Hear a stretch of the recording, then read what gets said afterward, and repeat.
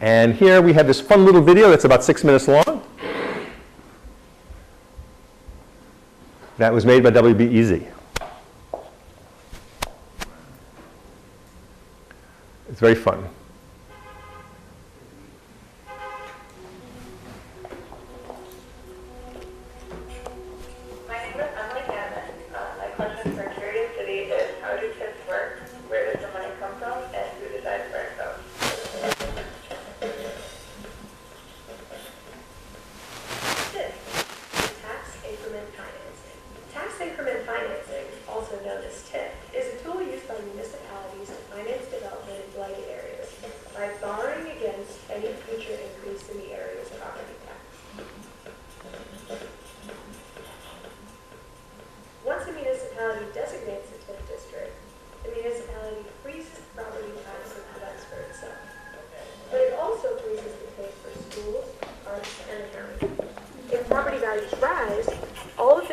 Money goes into a TIF fund for the area.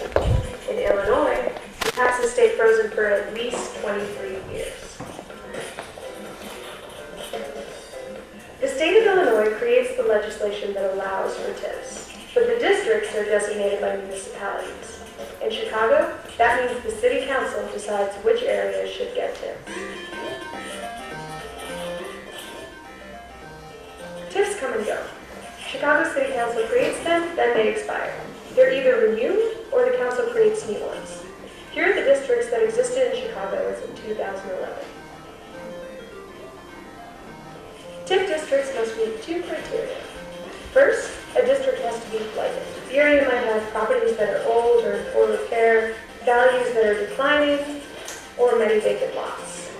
They can also meet other blighting criteria decided by the city. There's another criteria to meet. The but-for rule. That is, the municipality must prove that the area would not develop but for the use of TIFs. The second criteria is a little harder to sort of stipulate what the requirements are for this but-for requirement. The area wouldn't be redeveloped and property values wouldn't grow but for the use of TIFs. So basically, you have to demonstrate that there's been very little redevelopment activity, very little market interest in the area. TIF funds pay for public projects within the designated district. Projects can include new schools, streetscapes, and affordable housing units. The money can also be used to rehabilitate land like brownfields or rehab government buildings. TIF funds are also spent on private development projects. So the idea is that a private recipient can also create public benefits, whether it's through jobs or it's through the elimination of some sort of an eyesore, redeveloping a vacant site or a building that has been vacant for many years. That is considered a public benefit. So you're giving money to a private company, but there's the expectation that more than that private company or that private firm will benefit.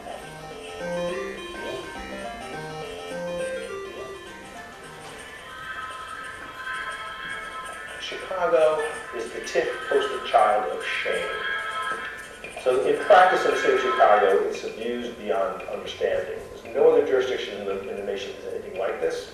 And frankly, the explanation that's been given is that it's the mayor's slush fund. It's the way the machine, the new machine, the pinstripe patrons machine operates in Chicago. The issues aren't debated through the sort of normal sort of budgetary means where you have a debate between 50 aldermen representing their different wards and a discussion with the city. These tend to happen on a case-by-case, project-by-project, alderman-by-alderman kind of a basis. So I think that is why TIF is considered a sort of shadow budget. Since TIF funds expand through overall growth in property tax, the areas that do best under TIFs are areas where investment is already underway. More impoverished areas attract less investment and tend to benefit less. In Chicago, the most productive TIFs end up being in the downtown area.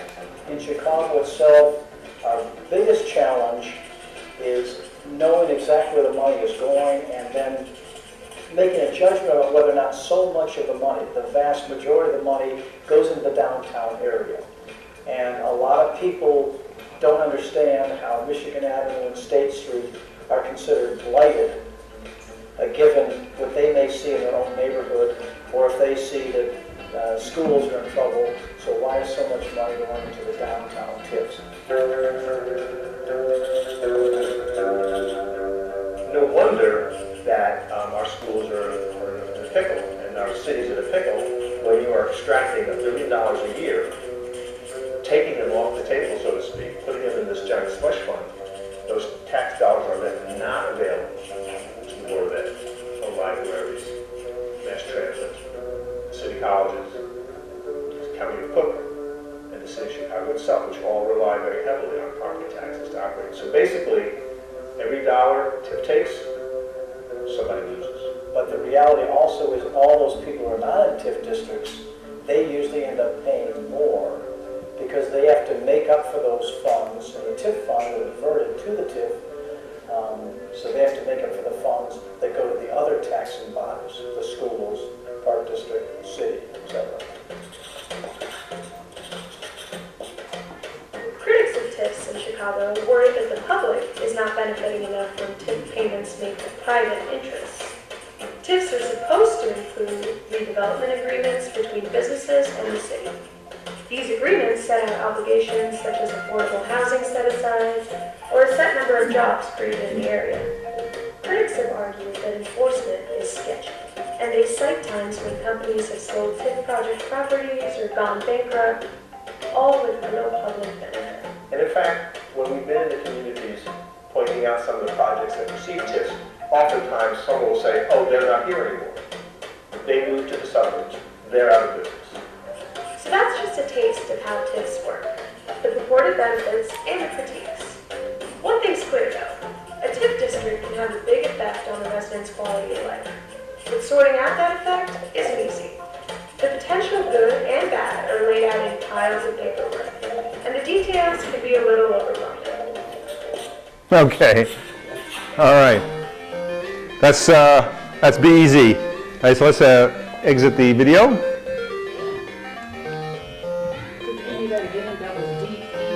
WBEZ. So you can cut that and go back to the PowerPoint, please. Let's go back to the PowerPoint. No. PowerPoint.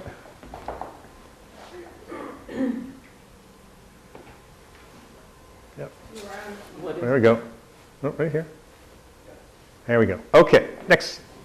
All right, so to recap a little bit about what was in the video, this is an actual TIF district that was present up on Howard and Paulina in the north part of the city for 23 years. It's not around anymore, but you can see how they drew a line around a number of properties, right? What they do is they take a snapshot of the value of these properties and how much property tax is generated by those properties at the beginning of the exercise. So before the TIF is created, these properties are worth X amount of dollars, and they throw off a certain amount of property tax. Okay? Now, next. What they're also looking at are these blighting factors, as the video mentioned. And these are the blighting factors that are taking into consideration: age, obsolescence, et cetera. And yet, a TIF district was created in the Loop and on LaSalle Street and in other prosperous neighborhoods. So say these are very elastic terms that don't really hold up to common sense. You think you know what a blighted community is or a community with problems, but then when they apply a TIF district and you're looking at LaSalle Street, it doesn't compute. But we could have a separate conversation about who blighted who, right?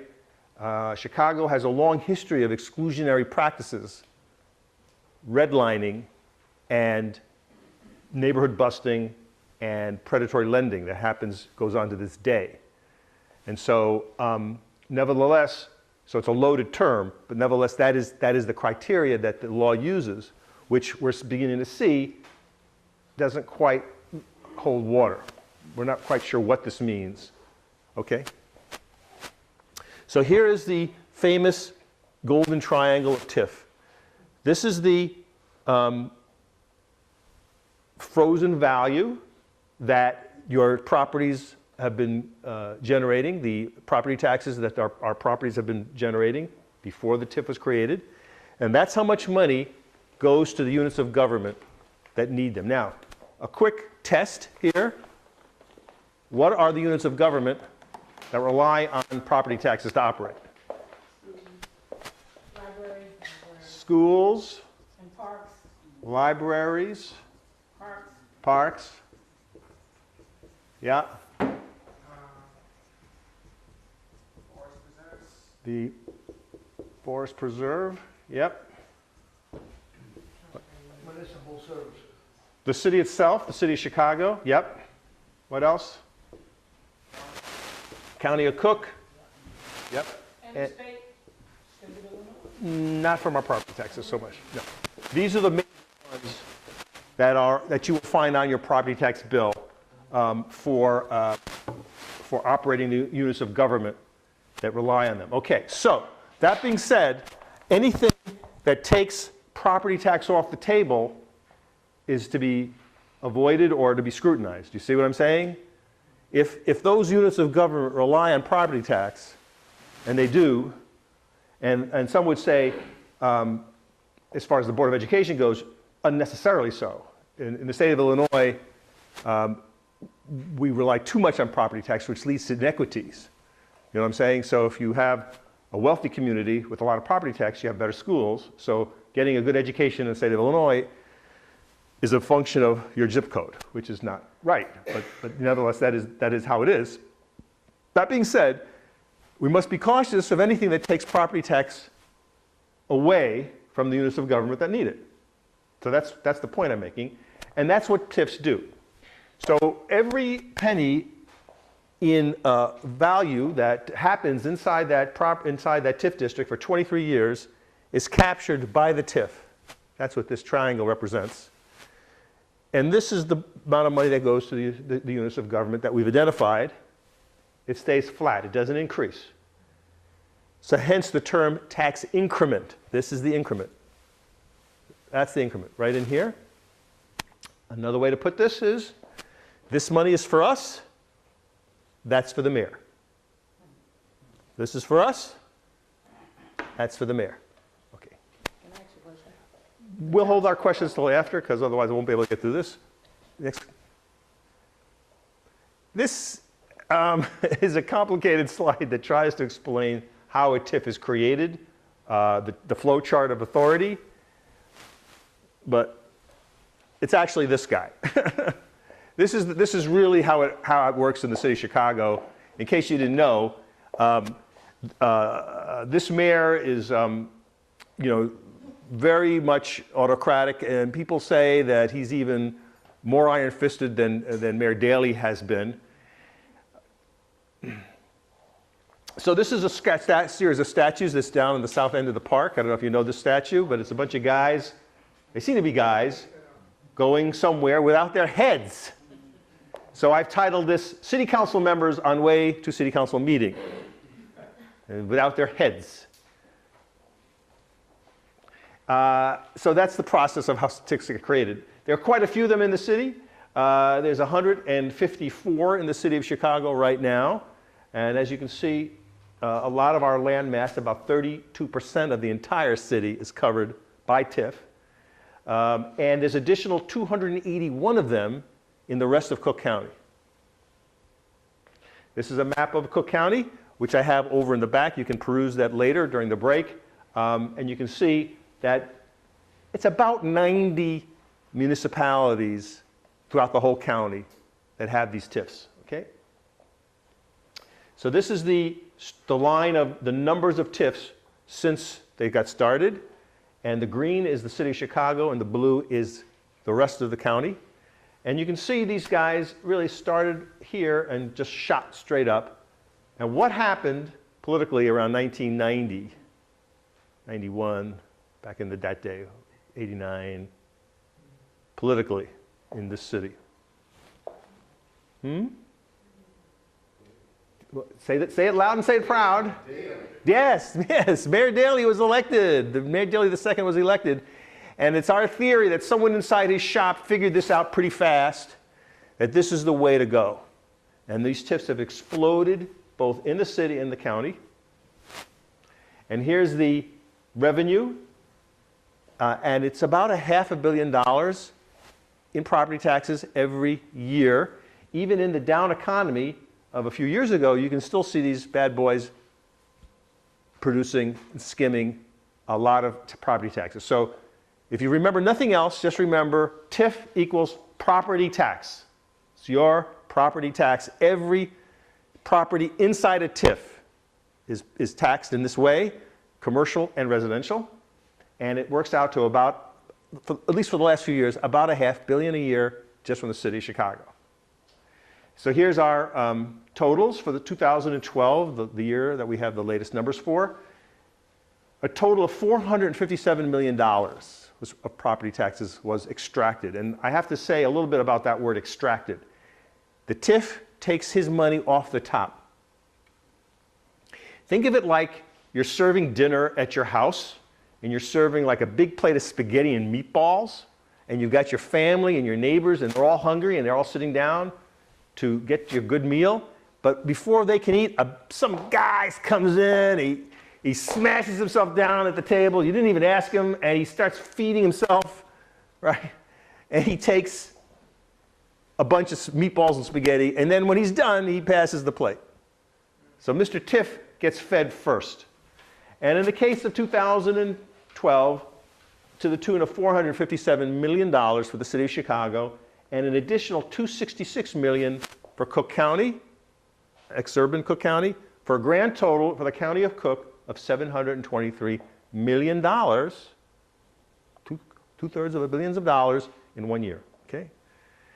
Now, just to give you a sense of the scope of this, this is our budget for the year 2012 for the city of Chicago, and you can see that property taxes is the single biggest source of revenue for our budget of many sources at about $896 million. So we would say that is on the books. So whenever we're allowed to look at the budget and discuss it, we can see these numbers. And our aldermen, for at least the 20 minutes that they get to debate the budget, this is what they have to debate. So this is on the table for us to look at. However, we're now understanding that there's another $457 million that is not on the books. So this is on the books. This is off the books. And the $457 million is 51% of that number. So that's a big pot of money that is not on the books, and that is therefore not available to us. As Rachel Weber said in the video, it is not available to you, for you or for your alderman as your proxy to debate. Okay? Since 1986, when TIFs were originated by Mayor Howell Washington, they've taken about $5.5 billion off the table. So it's a fair question to ask, where did that money go? Where did it go? That is the purpose of the TIF Illumination process. We are answering that question, and we will answer some of it for you tonight. Since TIFs were created in, as I say, back in the day, if you add up the $5.5 billion from Chicago, and you have to throw in another $4.2 for the exurban Cook County, you get a grand total of TIF extraction of $9.7 billion. That's almost $10 billion that TIFs have extracted in the county of Cook. One county in the state of Illinois, and there's 1,220 TIFs in the entire state. So we have about a third of all the TIFs in the state, but we take about 2/3 of all the money. So this is not a Chicago thing. This is a statewide thing, but we got it super bad. All right. Next one. So we want to answer the question, how much money was left on the table at the end of the year?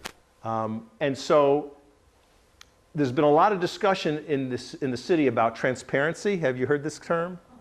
Transparency. We're all very transparent now, right? But to me, call me cynical, but transparency in the city of Chicago is like watching the grainy footage of a convenience store robbery.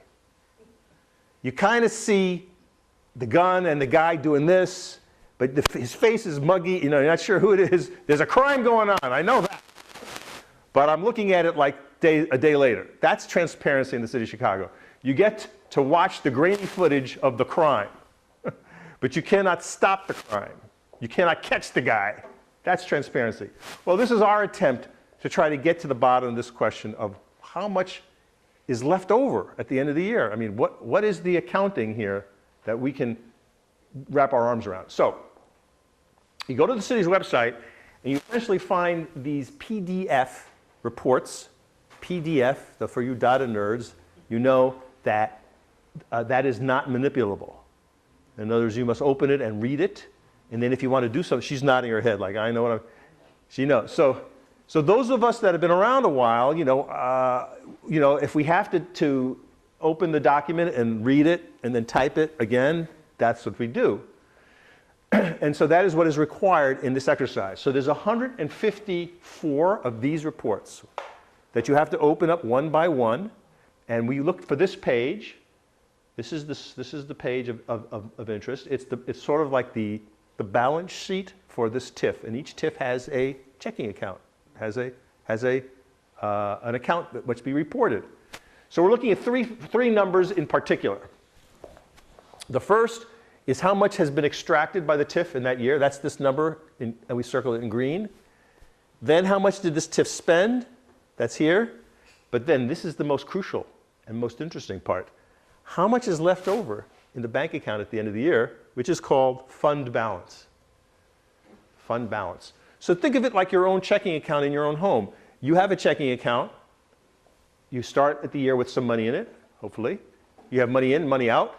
And at the end of the year, hopefully you have more money than you started with. Or in the case of my family, you're one day older and deeper in debt. But so does Mr. TIF. So Mr. TIF has a checking account, and it's the same for him. He has money coming in, he has money going out, and at the end of the year, he has a balance. Now, next slide. So this is the spreadsheet, part of the spreadsheet that we created manually with our volunteers in the TIF Illumination Project that basically opened up all those 154 reports and manually typed in those three numbers that I pointed out to you, and there they are, just lining up. Now, at the end of the exercise, the spreadsheet is simply a dumb tool, and when you're done, you say done, and it gives you the total.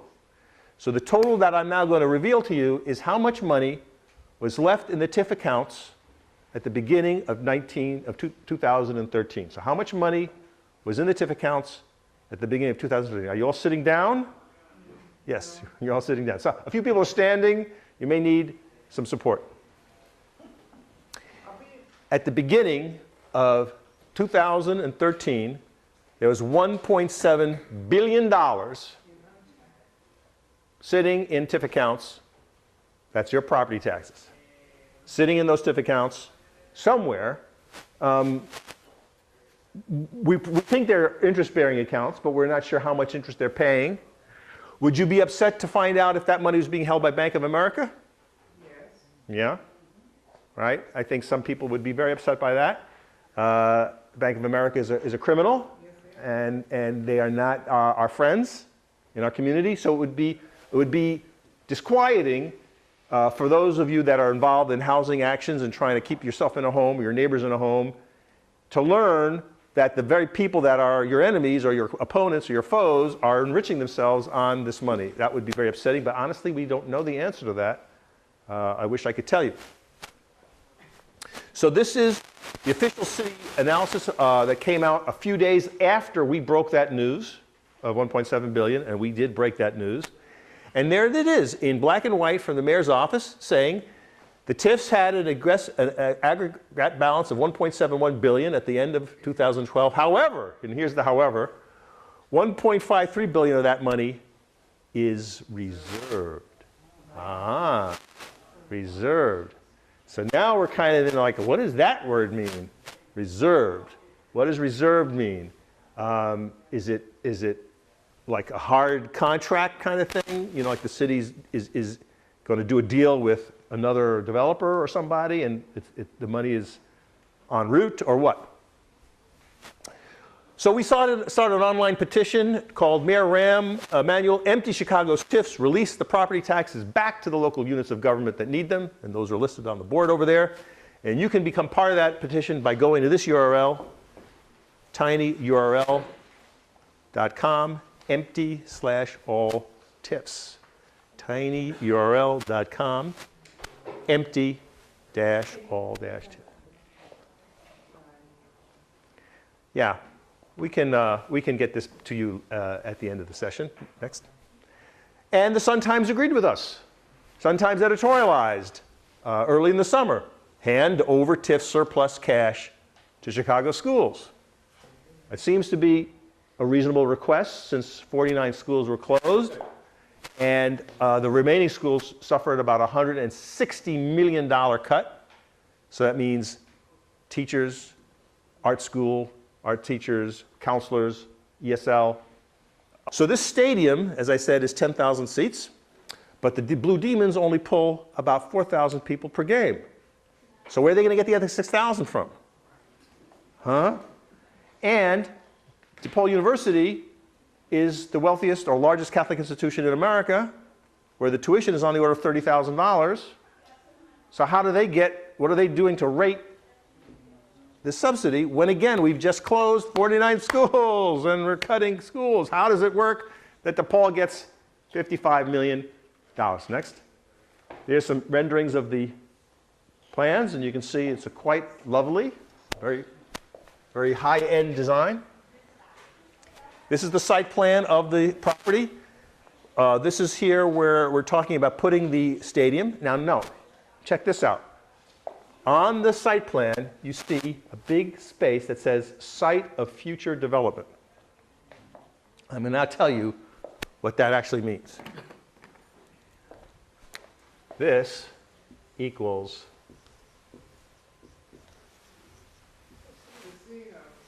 ka-ching. That's where the mayor wants to put his casino, don't you see?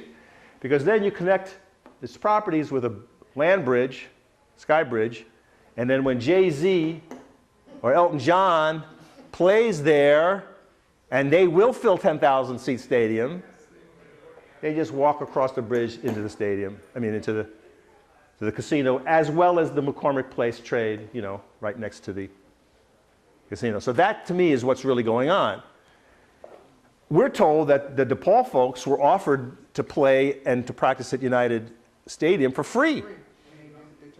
And he turned it down because the mayor put his hand in and said, I want this. And so now the president of DePaul, who's a priest, is now pimping for the mayor, and he is being roundly criticized by his own students. His own students started a petition. They got 5,000 signatures inside of a month saying, shame on DePaul. The Vincenzian tradition says, we help the poor. We don't steal from the poor. St. Vincent was an organizer par excellence. St. Vincent would be ashamed of this turn of events. And yet, here we are. Here how it stands. Next. It's nowhere near the campus. Yeah, right, exactly. It's like, yes, it's a long stone's throw. So this is the map of the TIFs that are actually in play. So we're seeing the near South TIF, the Michigan Cermak TIF, the Calumet, and the 20. So those are the 4 TIFs that we need to pay attention to. And I think if you want to help us monitor that, see me afterwards. We'll give you a interested party form, and you can actually be on the mailing list for these 4 TIFs. And when they do anything about those 4 TIFs, you should get a notice, and you'll help us track that down. And we can talk about that during the Q&A. Okay, next. And it's already, the deal is already smelly, because we see land deals at the corner of business and politics. Next. Here's a quote from the article. The landowners have donated more than $1.2 million to Illinois campaigns over the years, much of it going to legislative leaders, aldermen, and governors. 1.2 mil. So the landowners, you know what I'm saying? Does this not start to feel like a typical Chicago deal where people are going to get paid and paid off, and who's going to hold the bill? We do. Taxpayers. Or as I like to say, they play, we pay. They play, we pay. Okay. This is the form I was speaking of. We can give one to everybody here, and it's already filled out with the names of the TIFs in question right here. So all you have to do is fill it out with your particulars and walk it to the 10th floor at City Hall, and you will be an official TIF party. Okay? All right, now, as we conclude, let us return to the wonderful world of our smartphones or our show of hands. Now tell us, do TIFs help or hurt my community? If you still don't know enough to comment, text 460-518. If you believe they help my community, then you text 460-519. If you believe they harm my community, text 460-520. Now, I think when we started this, it was about evenly divided between this and this. Uh-oh, someone's coming in. 3, 4, 5. And you believe you're in the harmers? How about yourself? You don't without a cell phone? I was harming in the beginning, so You haven't been moved off your position, so we have two to add to that. And yourself 3. So that's 4. So this is, we're going to say whatever this final number is plus 4. Someone still doesn't know enough, and no one is weighing in here. Are we done voting? Anybody? I have no idea how to do that. Oh, using your cell phone with your texting? Well, then you can just vote by voice. This one? Okay. Plus 5. Okay. Okay, I haven't voted mainly because I think I know enough about it, but I need to know what's going on in my ward. To be able to tell whether or not it's benefiting. Okay. What is yours? The 15th or 16th ward. 15. We haven't done 15, so What about 16th? we haven't done that one yet. So this story remains to be told. Okay. All right. Okay, finally. Next slide. All right, now let's rate the presentation. If this was a very boring presentation and you learned very little, oh, someone already voted? How could that be? Must have snuck in here earlier. So if this was a boring presentation and you learned very little, text 460-243 to 22333. If it was somewhat useful, 5-1. very informative. Very informative. Okay, so that's 2, 3. Very informative. That's 5. Okay. So we have someone who was very bored tonight. Oh, I'm so sorry. There's no refunds. 3 of you thought it was super useful, and 9 of you thought it was very informative. Well, okay, I accept that as a pretty good rating. As a teacher, I think I'd be pretty happy with those ratings. I strive to be entertaining and informative, but still, somebody was not amused. Okay, fair enough. All right, finally, last slide. You can keep going. We don't need to do this one. I'm afraid someone will tell me I'm a gas bag. That will hurt my feelings. Last slide. All right, so finally, thank you for coming to the CivicLab. Our presentation is now concluded. You have been officially illuminated, ladies and gentlemen, and we invite you now to take a break, and then with the rest of our time together, we can do Q&A. Okay? All right, break time. Yes? Bill. All right, next. wouldn't the assessor be involved? Yeah, we'll cover that in a minute at the end of the session. We'll take all comments. So what this leads to is a true picture of the distribution of taxes in the second ward. So this is the pie chart as it really is, not like they say it in the civics book.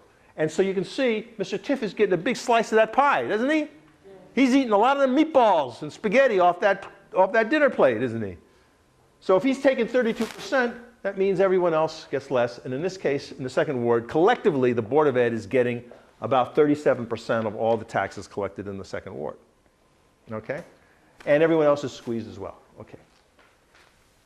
which leads to this graphic, which is on the back of this chart.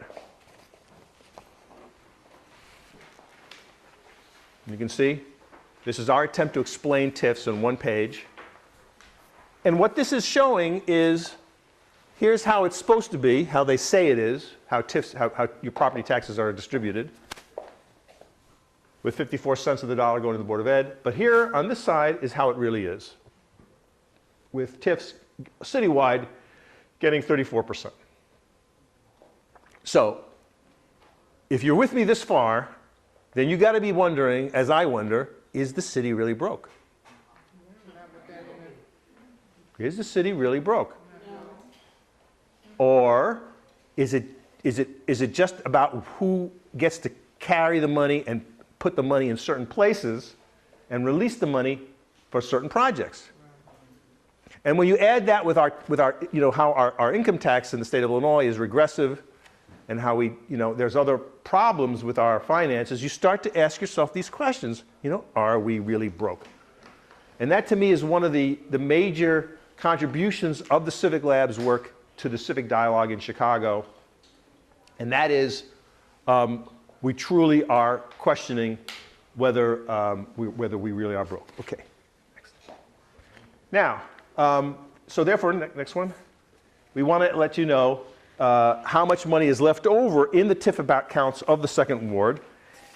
And this is what we call the allocated balance. So what we're saying is, overall, all these TIFs had about $570 million left in them at the end of 2012. For those of you that are, we're still pretending that you're in the second ward, we're saying of that, 384 million of that is from the second ward. So we're telling you a few things. We're telling you, here's how much money was left in all the TIF accounts at the end of the year, but 384 million of it is from your ward. Because the TIFs, remember, wander all over the map. And some TIFs were mostly in the second, but some TIFs were only a little bit in the second. So that's why this number is lesser than that number. Next. So basically, we're saying, hypothetically, the citizens of the second ward have a mythical checking account with $384 million in it. Of that 1.7 billion that was left over at the end of the year, what we're saying is, of that, 384 is from the second ward. Because the second ward is prosperous and has a lot of development in it, and so that makes a little sense. So when we do this for different wards, this number is never that big. Like we were in the 9th ward, it was about like 16 million. In other wards, it was 4 million or 5 million. But still, if you were to say to the citizens of Englewood, you have a checking account with $5 million in it, hypothetically speaking, that just came from this ward, what would you like to do with it? That would be a good conversation, wouldn't it? Even 5 million is not chump change. It's not 384 million, but still 5 million could go a long way to help people, if they had a hand in it, if they had a say in it, if someone was asking them, what would you like to do? We have this money is here. We've extracted it from your ward. What would you like to do with it? Okay, now the next part of our exercise is the part that gets people actually the angriest when we do this, because it's who gets paid. This is Chicago, so you can't have a conversation about money unless you tell who got paid. I just told you who paid. That was the first part of our presentation. You now know who paid in this exercise. Now we're going to tell you who got paid. Okay. This list is also in your materials. It's simply a spreadsheet listing the major projects that got funded by TIF money in the second ward. So let's just take a look at this. And so you see the name of the TIF that contains the project. You see the name of the project. You see the address of the project. And you see how much money was given to this project. And when I say given, I mean given. There's no strings attached. There's no strings attached to this money. So let's take a look. We got something called the Union Station Health Club, $2.2 million. That's Union Health, that's on Jackson. That's Richard Famous stuff. Quaker Oats, 11 million. USG, which used to be called US Gypsum, got 9.8 million. CAN Insurance, 13 million. The 950 condo building at Monroe Street, 3 million. The Blackstone Hotel, 18 million. Now, the Blackstone Hotel was struck by its workers for like 3 or 4 years, I believe. Nevertheless, they got 18 million. Jewel Osco, 5.6 million. Spertus Institute, 3 million. Wabash LP, whatever that is, 2 million. Miller Coors, apparently a very needy company, 6 million. United Airlines, 23 million. Willis Holdings, the guys that bought the Sears Tower, 3.8 million. The Chicago Mercantile Exchange, 15 million.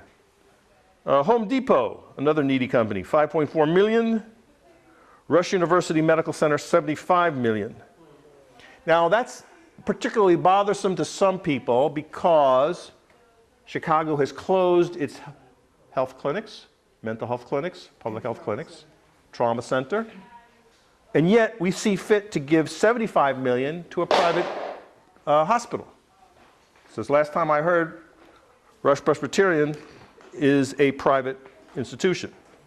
UPS, 7 million, and the Board of Trustees of the University of Illinois, 75 million. So, again, that's a conundrum. The state of Illinois, UIC, is a public university, so that's a good thing, affordable education, except the city of Chicago is closing public schools, right? But yet we had 75 million to give to the college system. So again, I mean, nobody really has checked in with us to ask us whether we like these trade-offs. Now, again, it's not free to go to the UIC. You know what I'm saying? It's not as expensive as the University of Chicago, but it's not free. But to go to a public school in Chicago is free, right? I mean, that's the whole idea of universal public education. It means my child can walk to a school, not get shot at, and get a great education in my neighborhood. That's the whole point of public education. If it ain't that, it ain't public education. It's something else. Now, I will reveal my bias, and my background is my mother was a public school teacher in New York City for 25 years. My wife was a public school teacher, and I was on the LSC of my elementary school in Lincoln Park, even though we don't have children. But the Tresser family believes in public education. We say, and many say, that it is the bedrock of our democracy, and it's what makes our middle class possible. And some would say that's why people come from all over the world, despite all our problems, of which there are many, to come to this place to start a new life. Whatever was back there, I'm coming here, and it's tough, but part of what I'm coming here for is education. Because that's how my child is going to get ahead. This is the story that brought my grandparents here in 1898. And I'm sure if we went around the room, if we had the time and we could get the stories from everybody in this room, I'm sure we would hear some kind of stories that would be in that ballpark. But anyway, I digress. The point is, it's hard to understand the rationale behind this. Someone want to go close that door back there, or tell them if they could just keep it down just ever so much, I'd be appreciated. Thank you.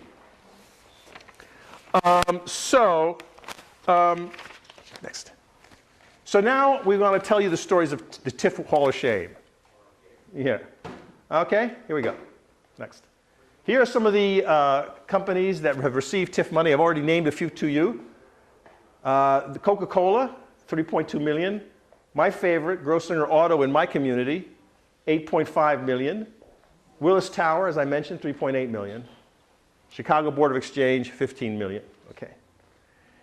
Now, this has been very controversial. In Hyde Park, we see the development at Harper Court, which is owned by the University of Chicago, is being developed, and part of the development is this hotel, which is a Hyatt hotel, right?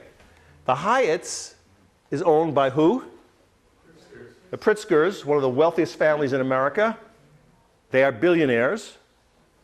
So here we have a strange situation where a property owned by one billionaire, university, being developed by another billionaire, the Pritzkers, receives $5.2 million for this hotel. Now, go back to the earlier slides about the but-for argument and the blight. So what they're saying is Hyde Park is blighted, and there's no way that the Hyatts could build this hotel to service the University of Chicago except if they got $5 million of our money. That's what they're saying. Does that make sense to you? No. No. Doesn't make sense to me. And it's making people angry, obviously, all over the city. And this happened when Penny Pritzker was on the Board of Education, and she cast a vote, did she not, to close schools, while her company is benefiting from $5 million. I say that's a conflict of interest. And how that went down, you know, is a mystery, but there it is. That's business in Chicago. Okay. As I mentioned, Walmart received $11 million to build this store in Pullman. And again, we could have another whole conversation about Walmart as an employer. Is it a good thing? Is it a bad thing? Some people, you know, feel, hey, look, we don't have enough shopping options in our community, so we'll take anything. Other people are saying, no, I don't want any I don't like these low-wage jobs. These are dead-end jobs. So you get into that conversation, and Walmart spread a lot of money around on the south side. But the alderman had a vote 2 years ago, I believe it was, to not allow big box stores to come into Chicago unless they paid a prevailing wage. And it was the only vote in the entire history of Mayor Daley that he vetoed. He vetoed that. Only time. So when we did this presentation in the 9th Ward, and we revealed this information, people were angry.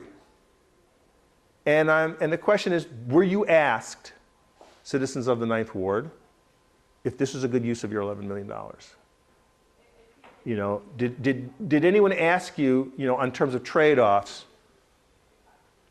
if you're trying to get economic development, does anyone have any ideas around here other than sending $11 million to Benton, Arizona, Arkansas, for the third wealthiest family in the planet? Do they need our $11 million? Now, the other question that comes up when we think about this is, would Walmart build a store that will lose money? Are they a charity? Do they come into this community and they're going to like make everything half price for the great poor people of Pullman or whatever? I mean, is that what this is doing? I don't think so. I think like any business, they do their studies and their research, and they know exactly how much they're going to make per square foot, and they know this is a good bet, and we will make profit from this store. And the question is, did they need the 11 million? Again, that's one of the overarching themes of this whole research. Okay. Up in the 46th Ward, I think we have someone from that part of the world. We have this property being developed by JDL Development. It is a mid-rise, I don't know, about 25 stories or so, right across the street from Lincoln Park. There's Lincoln Park right there. And they're going to get $26 million. Again, uptown, on the edge of the park, Montrose, blighted, across the street from Lincoln Park, requires $26 million to build this health club, pool, shops. Does that look like this is for poor folks that are going to move in here? I mean, I don't know if I can afford to move in there, you know, quite honestly. So, you know, it's like the thing is, you want to build a great project, you know, go ahead, make it 100 stories, you know, sell the units for $1 million each. What do I care? Buy the land on the open market, go to town. That's America, right? That's the free enterprise system. But don't take my $26 million, please. We got some problems here. Okay, next. And my favorite now is, do you want some mustard with that TIF? Vienna Hot Dogs asking for $5 million to move their headquarters to Bridgeport, okay? And they're moving their headquarters from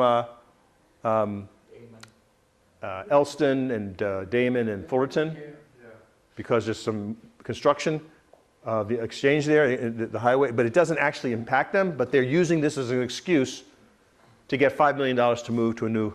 To Bridgeport. Bridgeport, right, $5 million. Next. All right, now, again, as I mentioned at the beginning of the presentation, we're illuminating the second ward because of the controversy of the DePaul Stadium.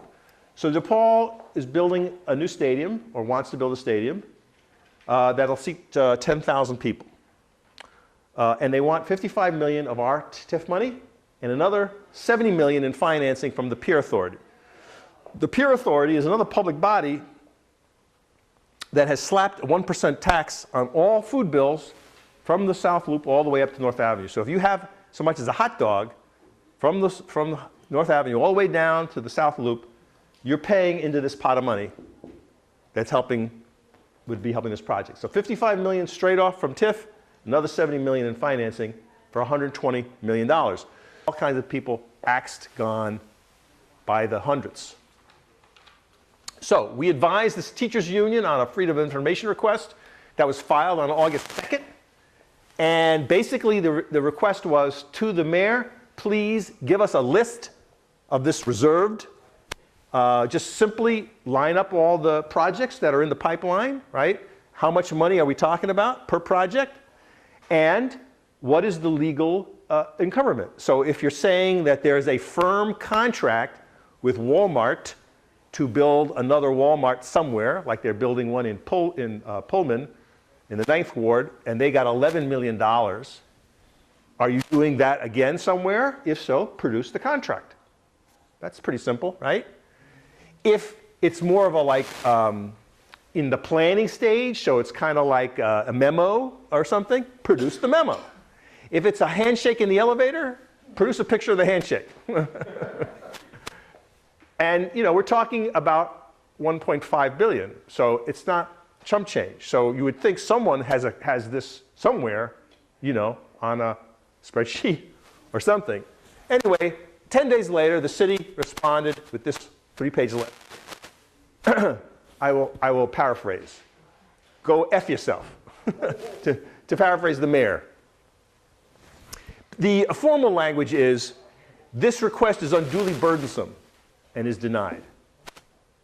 So they don't have, apparently, the manpower or women power to get these reports to us.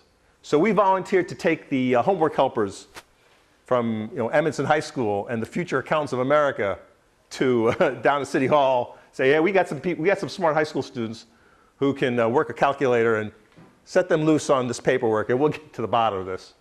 We haven't heard back yet. Okay. All right, local picture. So now we're going to tell you about the 2nd Ward. Now, when we do these meetings, which we call illuminations, you are in the middle of an illumination right now.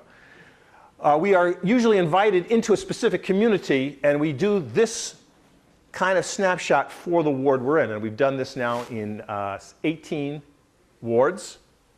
And in each case, we produce this kind of detail. But for tonight, even though your graphic is for the 27th ward, which is the ward the CivicLab is actually in, so this can give you an example of a kind of detail that we produce, which is the shape of the ward in heavy black, the shapes of the TIFs in light blue, and then the people who've gotten paid from TIFs are then plotted in these green circles. So that's what this slide is, only this is for the 2nd ward. So for tonight, even though no one is here from the 2nd ward, we will illuminate the 2nd ward for you because that is where the DePaul Stadium will be sited. And that is a very controversial TIF-related project, is it not? Yes, we've heard of this, have we? But here's the 2nd ward laid out as it currently stands. And you can see the green dots represent TIF-funded projects. And there's quite a lot of them, aren't there? And the larger the dot, the more money they get. And the X's, or their little scissors, these are schools who've been cut. If there's a school with just an X through it, that means it's been closed. So we see 1, 2, 3, 4, 5 so far, 6 schools that have been completely closed within this area, and I can't even count the number of schools that have been cut. and we know how much they've been cut by. We have that information as well. So this is information that we make available to the community for their knowledge. Because it's almost, you can almost say, whoever these guys are, and we can look that up, got several $1 million, they're almost within sight of a school that's been cut or closed. Right? So it's something that people in the community should know about as money is moving around the city or being denied. So if someone has their hand on this money that moves willy-nilly, some people get it and some people don't get it. Okay. Now you have this, you don't really need to look at this, you have this in your hands right now. This is actually the illumination for the second ward. What you have in your hands right now is something that nobody has in the entire city of Chicago. Count yourself lucky. So what this is on this paper, which lists, it's right here.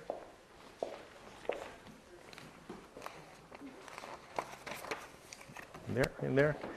It lists all the TIFs in the second ward. That's the list down the side, and so you can see the names of the TIFs. The TIFs that are highlighted are 100% or close to 100% in the ward. And across here, this is the information that you are seeing. You're seeing the name of the TIF, you're seeing its number, you're seeing when it was created, and you're seeing how much money it took in 2012. The grand total of all the TIFs in the second ward, they took in $189 million. The next column is how much these TIFs spent. They spent a total of about $84 million. Collectively, they had about $571 million sitting in their bank accounts at the end of the year. But this next column is more particular to the ward. We're telling you, here's how much of the TIF is actually in the ward, and here's how much money was taken just from the ward. So that's the column that we call attention to the residents of the second ward. These TIFs, these 17 TIFs, to our best information, extracted $129.5 million in property tax just from inside the second ward. 129,465. So call it 129 and a half. So that's a number that's never been reported before.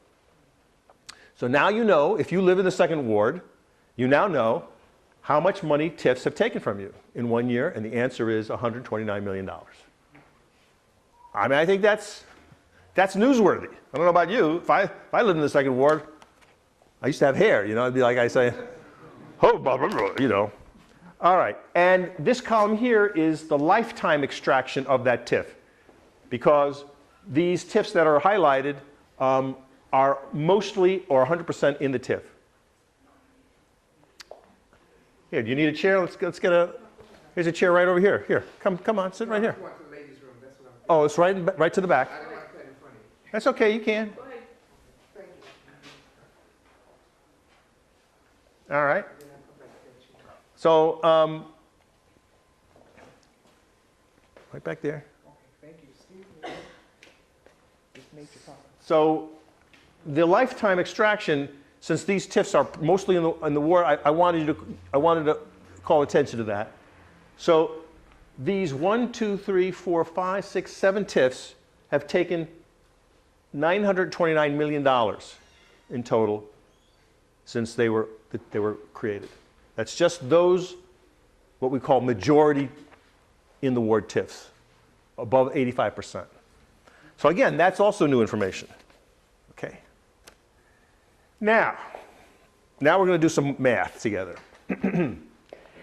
This is actually a tax bill from someone who lives in the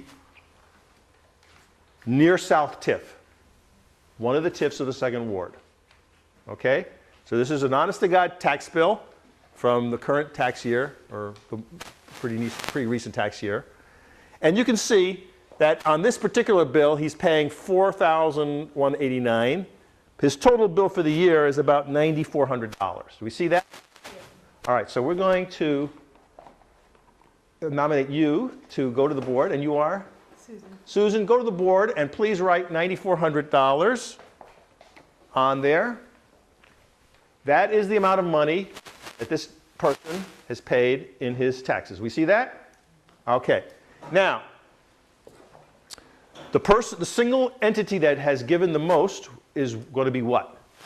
Who gets the most of your property tax dollar? School. Board of Education. Correct. And here it is. You see, Board of Education, $4,953. Write that down. 4,953. And that percentage is right here, 53%. So write 53% next to that. Okay, so that is what your tax bill is saying, yes? And you're different. You live in a different part of the city. Your bill is going to look the same. It's just going to have different numbers here depending on the value of your home. But the Board of Ed is still going to get 53%, right? As long as you're in the city of Chicago. So this shouldn't change. The value of your home will determine this. Okay. Now, let's take a look. So here it is. There's a line that says the Chicago Near South TIF District. And it says 0.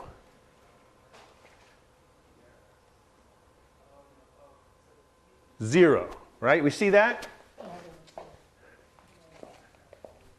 0. There's no percentage. It's just a bunch of stars. So what are we to make of that? So the property owner looks at his bill and goes, here's my money I pay to the Park District, and here's the money I pay to the city, and what's this thing? Near South TIF. Well, I don't know. It's nothing to worry about. It's just a bunch of zeros. So move on. Except, here's the multiple choice.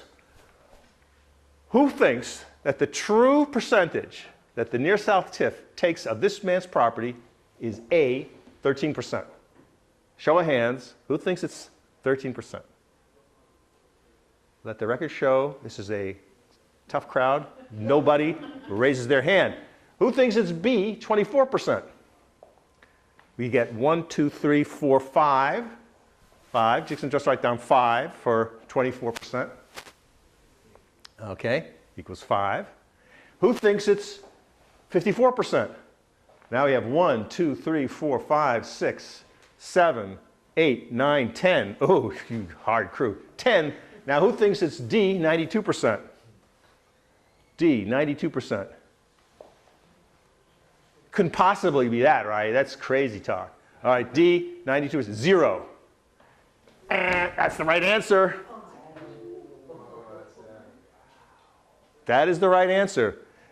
The near South TIF takes 92% of this man's bill. Now, here's where the math part comes in. So you may need to have a calculator. Someone takes out their smart calculator to help our scribe. Take out your calculator, somebody. Somebody be our helper person, please. Someone's got your calculator out? All right. First question. What is 92% of 9,300 or 93% of 9,400? What is 93% of 9,400? 8,648. Say it loud. 8,640. No, 93% of 9,400. 8,742. No. Yeah, so 8742. 8742, thank you. Okay. All right, so that's how much money should go here. All right, so where it says TIF is 0, right? This now becomes what? 8742. Huh. So if that's the case, we can't possibly leave the rest of the numbers alone, right? We've got to make some changes, don't we? All right, so what is 9,400 minus 8,742? 658. Okay, so 658 is for everybody else. That's how much we have left, right? All right. What is 53% of that? 53% of 658. 325. All right, so now we have to put an X through that and write 325. You see that? You follow? All right. The Board of Education was listed here as 4,952, so let's write that number. Or you already wrote that. So what is that number minus 325? 4953 minus 325.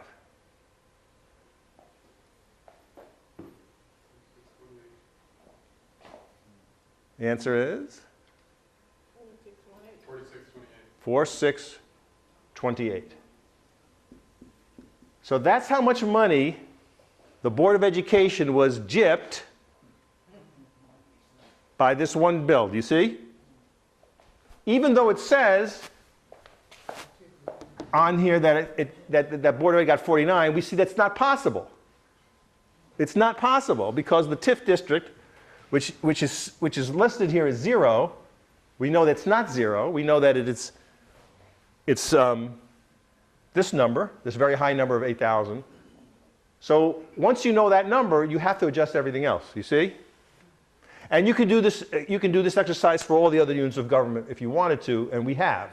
But I just thought it was instructive to walk us through this one exercise, one bill in one district, and we have 153 other TIF districts and tens, if not hundreds of thousands of property owners. How did you find the 92%? That is from David Orr's website. So he lists all the true rates, if you know where to look on his website. David Orr, Cook County Clerk. So we say thank you, David. Thank you, David. Let's all say thank you, David. Thank you, David. Yeah, because without him, we couldn't really do our job. I mean, we could do a lot of it, but without some of this information from David, we really would be on one leg. All right, so that is a very sad, math lesson, I think, that we exercised on this guy's